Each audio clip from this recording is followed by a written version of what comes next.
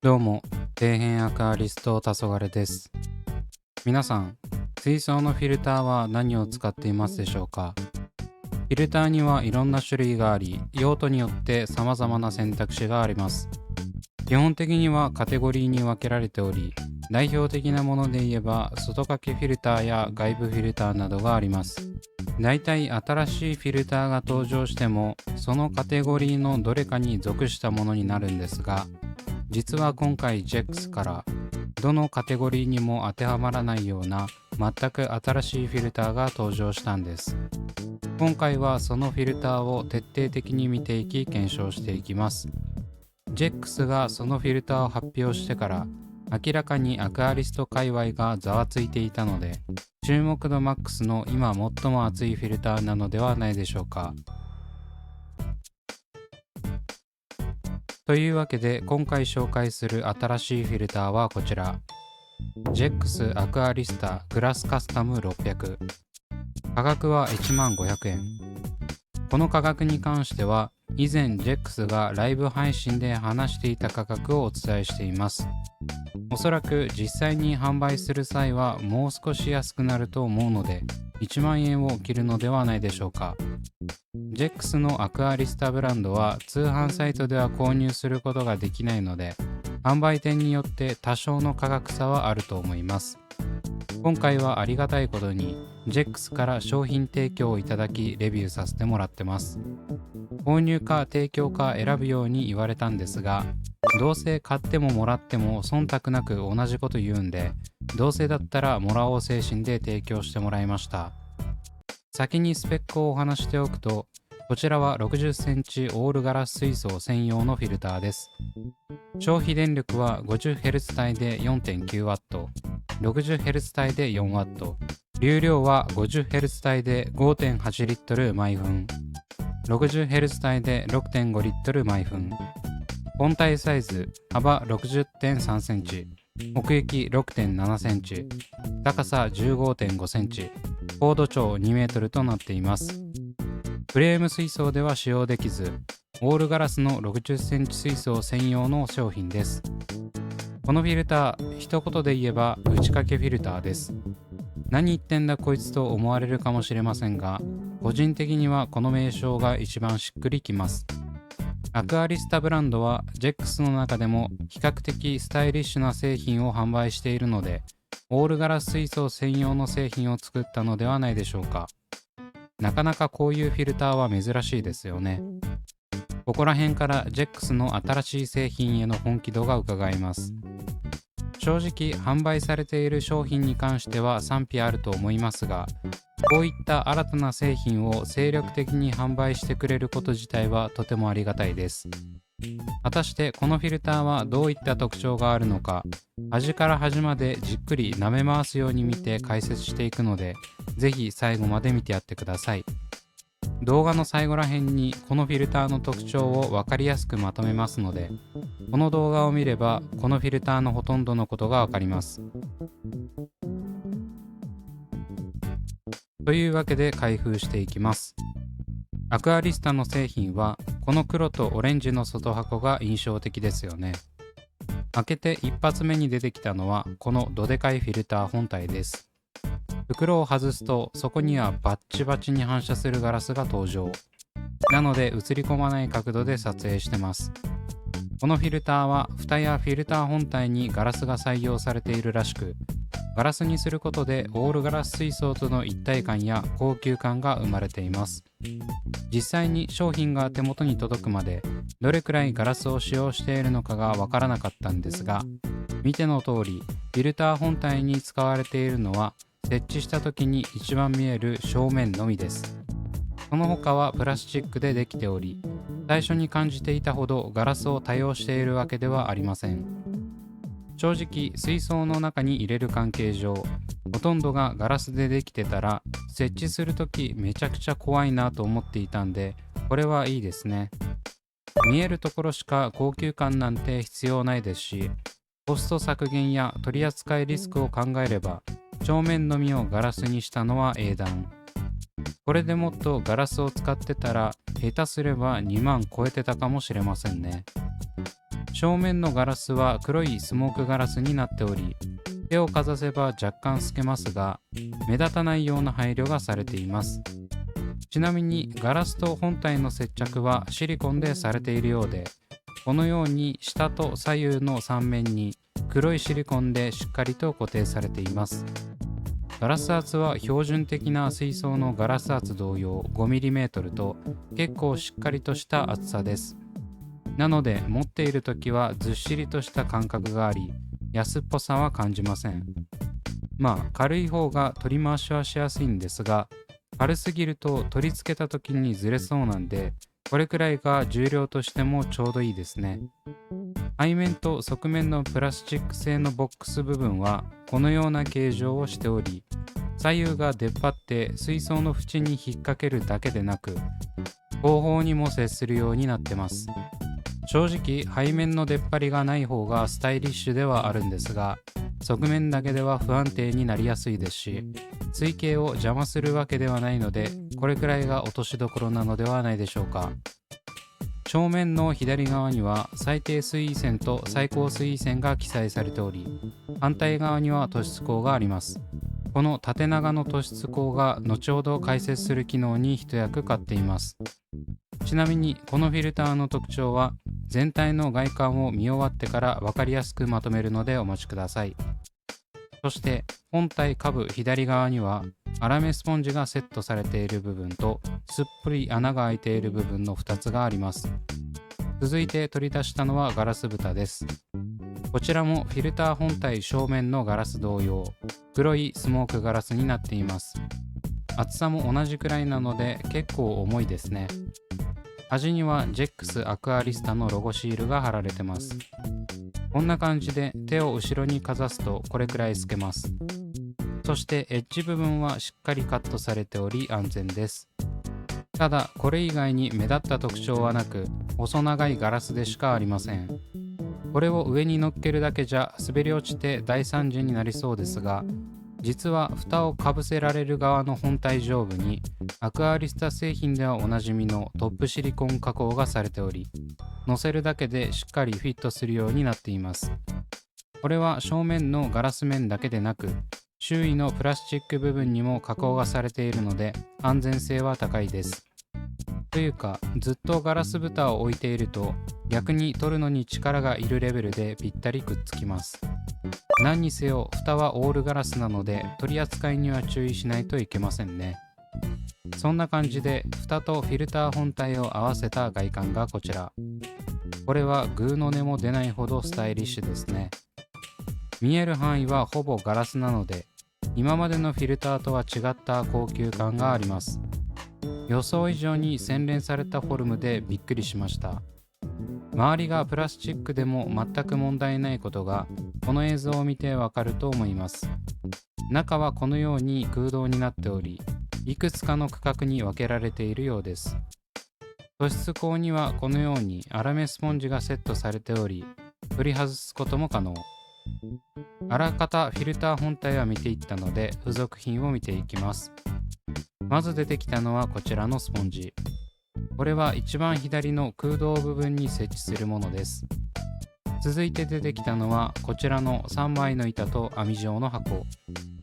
板の中の2枚はこのようなスリットがついており、一つには丸い穴が開いています。どうやらこれで仕切りを作るようです。残りの網状の2つの箱はこんな感じ。次に出てきたのはリングロ材です。すでに中でボロボロになっているものもあるようです。正直これは品質的には微妙ですね。中で粉々になっているものもあるので、できれば自分の好きなロ材に変更する方がいいかもしれません。まあないよりマシくらいに考えておきましょう。続いては白い箱。こちらには粘着シート付きのスポンジが2枚、そしてジェックスの外掛けフィルターであるスリムフィルターに使用するマットが1枚、次にジェックスのグラスフィットでもあった滑り止めシートのようなものがあります。続いては肝心のポンプ。そこまで大きくはないようです。カバーを開けるとすぐにインペラにアクセスすることができ、メンテナンスはしやすそう。最後は説明書が入っています。ここにしっかりと組み立て方法も書いています。重要な保証書は購入から1年有効のようです。それでは全ての部品も出揃ったので組み立てていきます。まずはこの穴の開いた板に心臓部であるポンプを組み付けます。これでしっかりと次の区画に水を送るわけですね。取り付けたらこのように一番左の部分に差し込みます。どうやらフィルターの底にあった粗めスポンジがセットされていたところはポンプの水を汲み上げる給水口だったようです。下から給水し一番右の突出口から排出される仕組みです。続いてはスリットがある板に網状の箱を取り付けます。このようにスライドさせることで L 字に組み上がるようです。下を見てみると空洞になっており、送られてきた水の大部分は網状の部分から排出されます。これを先ほどポンプを取り付けた区画の1個隣に設置。こうすることで左から右の区画に水が流れていく構造になっています。一度流れた水を下から排出することによって中に入れている露材に吹き上がる形で水流が当たるようですね。もう一つの板と箱も同じようにセットすればろ過槽内のセットは完了。ちなみに露材を入れられる第2区画のろ過槽容量は 750ml、 第3区画は 790ml となっているため合計 1.5 リットル程度の露材が入る計算です。ろ過槽内のすべての容量を合わせたらおそらく2リットル程度にはなるのではないでしょうか。このように一番左のポンプから給水された水が狭い箱の区間を通りスリットのある2番目、3番目の区画に入っていきます。ここで注目したいのは2番目の区画の右側にある仕切りです。この仕切りがあるおかげで一度下から排出された水がこの仕切りの水位まで上がってそこから3番目の仕切りの下から通水するようになっています。ここに仕切りがなければ吹き上がった水が露材全体に行き渡らず下から下に素通りするのでろ過をする上でも理にかなってますね。ただこれにはもう一つ大きな役割があるのでそれは後ほど解説します。続いては付属されていたろ過マットをセットします。ちょっと不格好ですが取り付ける際はこのように斜めに取り付けるようです。最初は戸惑ったんですがしっかり固定されるように四隅に突起があるためこれで間違いないと思います。正直これはろ過槽容量がもったいない気がしたんですが1枚目の仕切り板とポンプを組み付けることを考えるとこの構造は仕方ないです。なぜならポンプをメンテナンスする際に隣の区画に露材が入っていたら仕切りごと外さないといけない関係上ポンプがあった区画に露材がなだれ込むからです。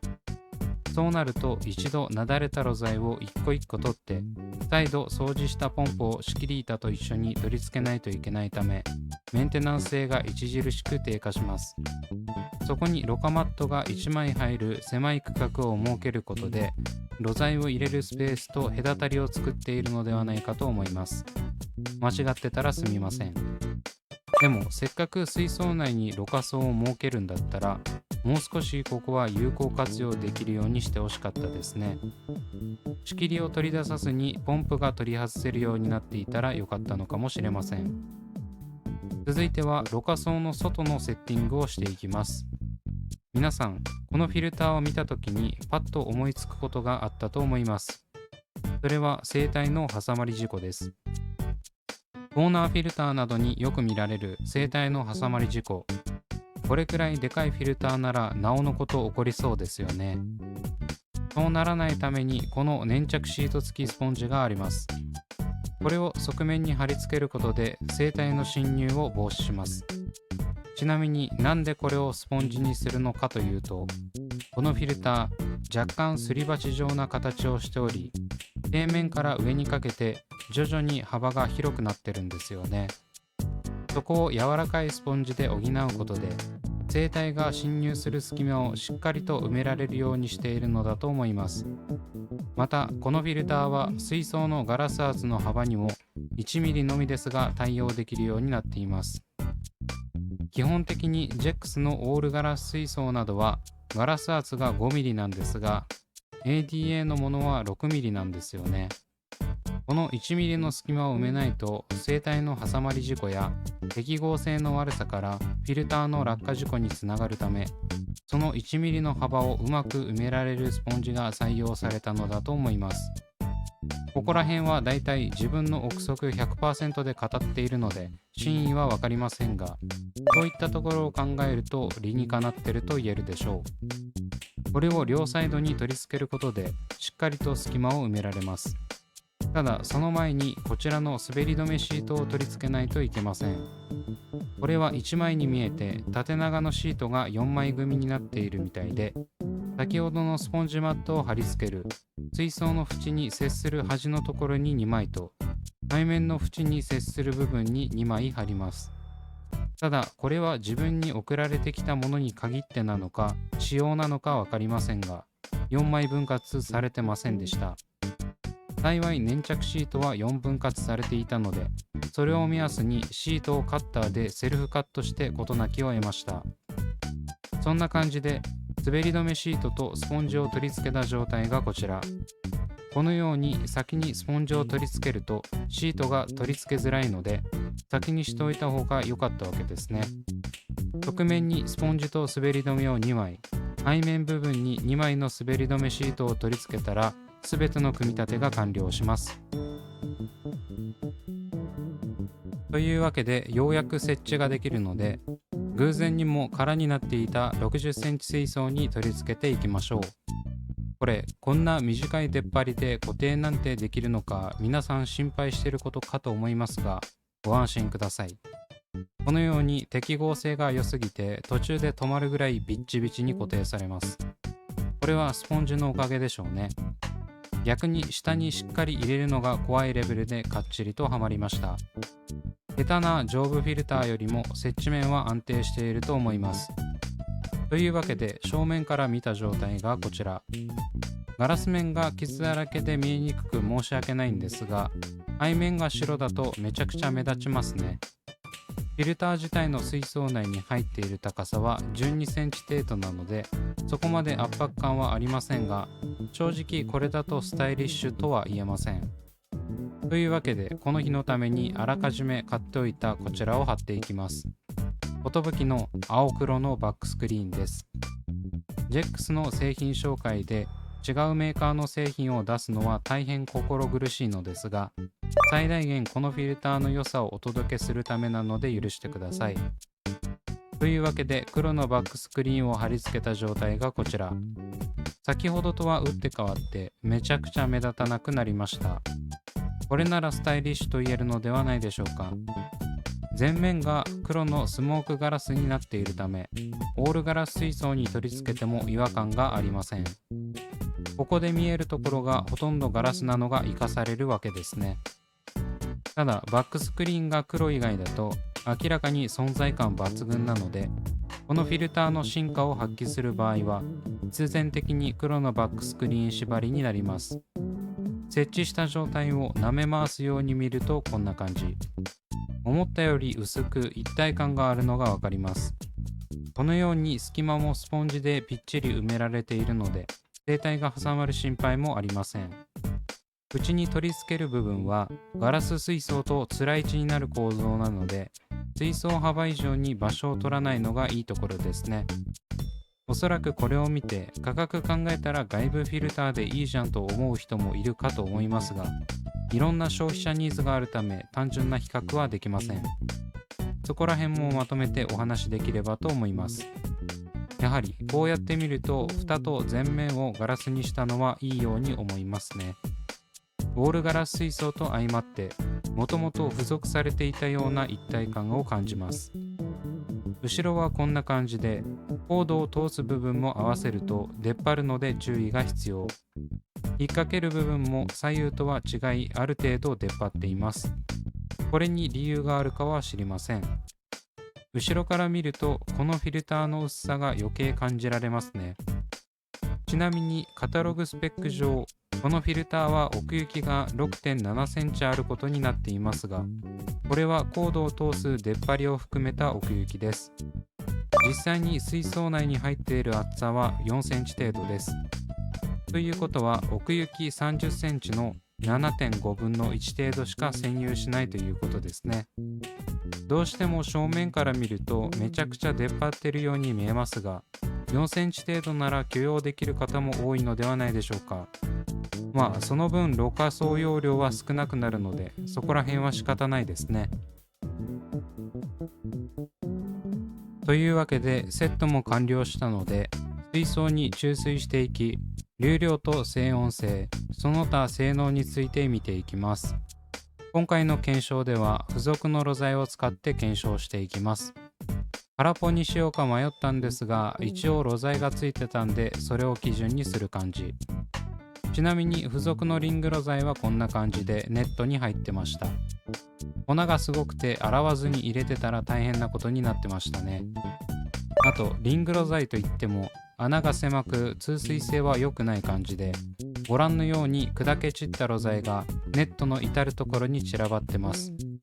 ろ材をセットしたらスイッチオン。このようにポンプから排出された水はろ過マットを通過し、リングろ材が入っている第2区画へ移動し、こちらの仕切りの上を飛び越えた後、第3区画の下から排水され、最終的に突出口へ向かいます。突出口部分にも仕切りがあるため、下から通過した水は上に上がってから排水される仕組みになっているようです。ちなみに第1区画のろ過マットが入っているところで若干オーバーフローしているのが気になります。ろ過マット洗ったんですけどね。注水して正面から見た状態がこちら。どうしても中に入っているろ材は見えてしまいますが、それでもどこからがフィルターでどこからが水槽背面なのかわからないくらいには同化してます。この見た目の目立たなさは強みですね。続いては最高水位線での突出口付近の様子を見てみます。見た感じそこまで水流が強い感じはしませんね。ポンプの流量はそこそこあるんですが、突出口にセットされてある粗めスポンジと縦長の突出口が相まって水流は穏やか。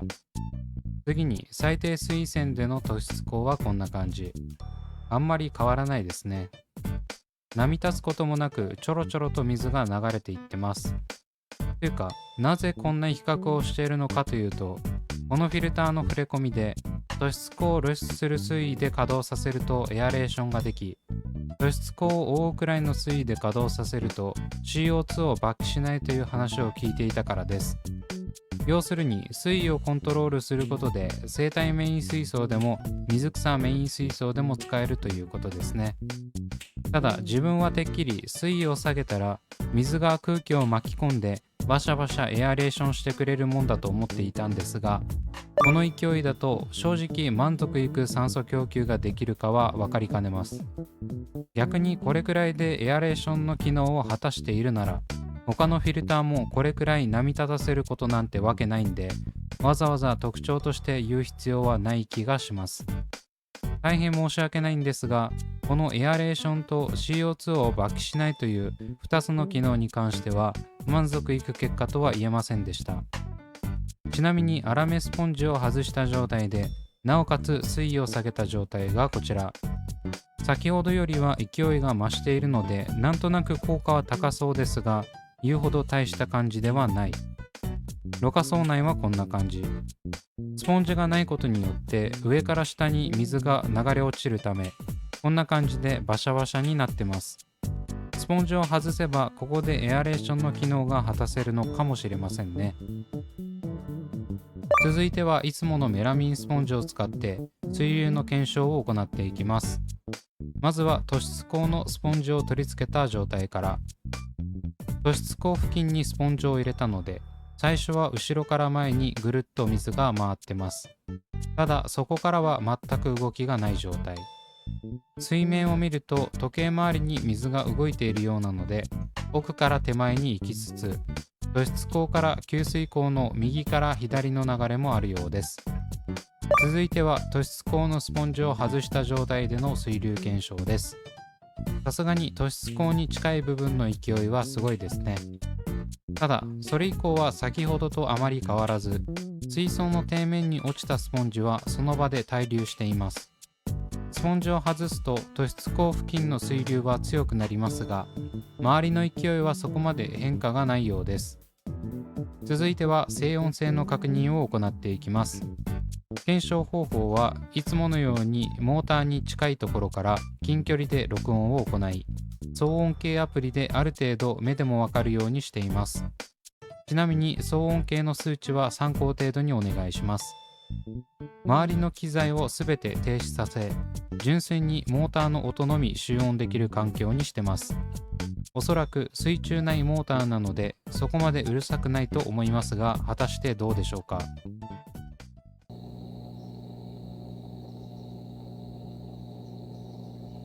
結構静かですね。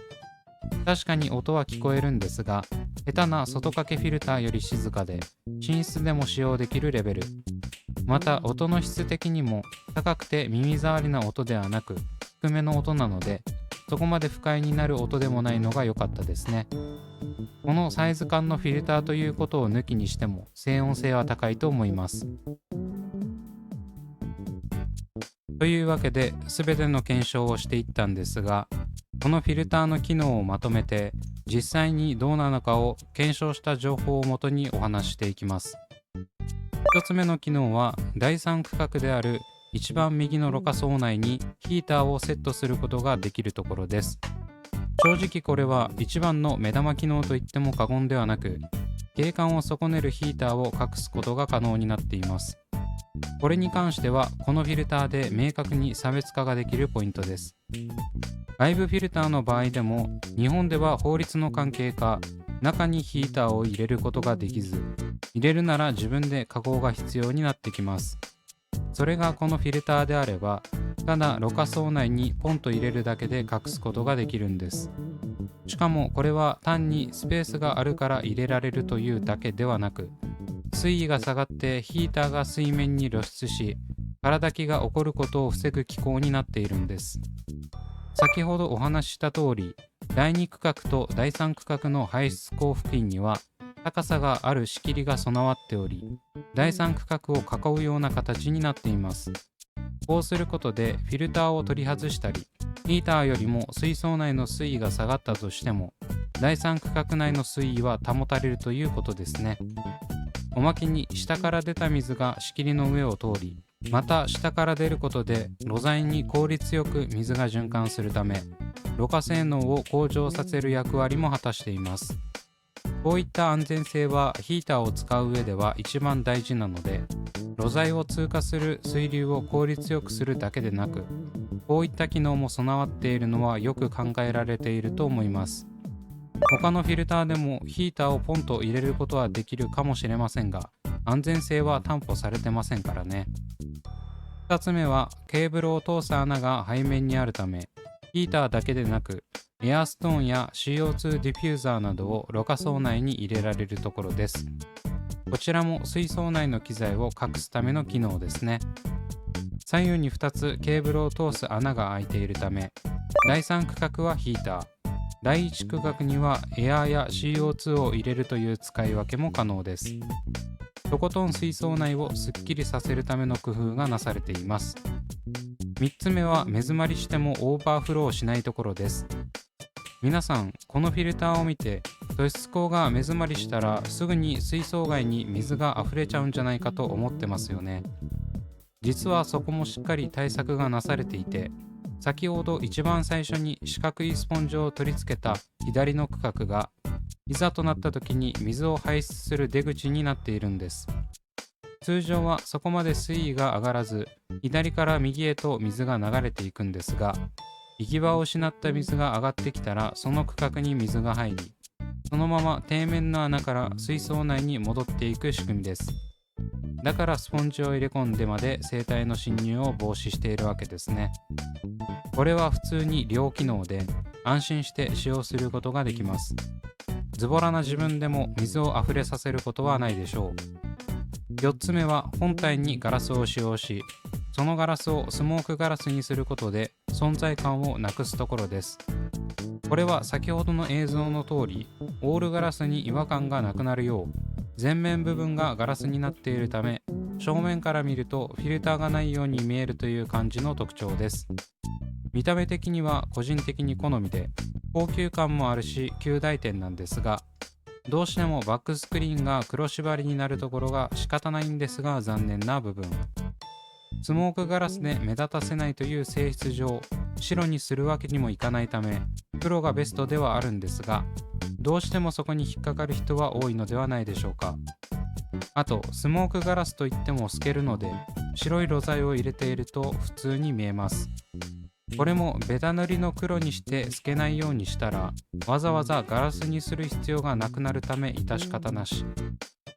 5つ目は水位を変更することでエアレーションと CO2 抜気を抑える排水が可能になるというところです。結論から言うと、これは正直売りにするほどの変化は見られず、最低水位線で稼働させてもエアレーションと言われると首をかしげるレベルの波打ちしか起こりません。先ほども言いましたが、それでエアレーション効果が果たせていたとしても、外掛けフィルターですらあれくらい波立つので、水草と生態の両等使用ができるフィルターですと声を大にして言うほどの機能ではないと思います。逆に当たり障りないくらいの程よい水面の揺れが実現できるので、極論水草生態メインどちらでも無難に使えるのは確かです。6つ目はアクアリスタのガラス蓋を使用することで完全密閉が可能になるところです。これはアクアリスタの水槽を持っていないので実演できないんですが、隙間を極限まで許さない機構なので、このフィルターにあったガラス蓋を使えば飛び出しが怖い生態も安心して飼育することが可能です。どうしても外部フィルターとかだと給排水パイプを通す部分が必要になるため、完全密閉は物理的に不可能なんですよね。それがこのフィルターでは小型生態の飛び出しすら防止できるほどガチガチに密閉ができるので、飛び出しやすい生態を飼育する場合でも安心。ここら辺も外部フィルターとの明確な差別化ポイントになり得ると思います。というわけで、隅々まで舐め回すように見つつ検証した結果をまとめた結論から言うと、ありなフィルターだと思います。正直1万円でこのクオリティを実現したのはさすがの JEX の製品企画力といったところで、自分のような素人では考えつかない新たなフィルターに久しぶりに動画を作っててワクワクしました。細かい機能も考えられていて、全体的に無駄がなくスタイリッシュな外観にいろんな機能を詰め込めたのは素晴らしいの一言。ただいろいろ言う人もいるだろうというのは想像できますね。外部フィルターでいいじゃん理論に関しては、先ほどの飛び出し防止観点や水槽を置くスペースさえ確保すれば設置ができるという点でも、一概に性能だけで比較できる商品ではないことが分かっていただけたのではないでしょうか。この動画を見て興味を持ってくれた方は、ぜひ店頭で見てみて購入を検討していただければ幸いです。というわけで今回はここまで。Twitter と Instagram もやっておりますので、そちらも見ていただけると嬉しいです。それではご視聴ありがとうございました。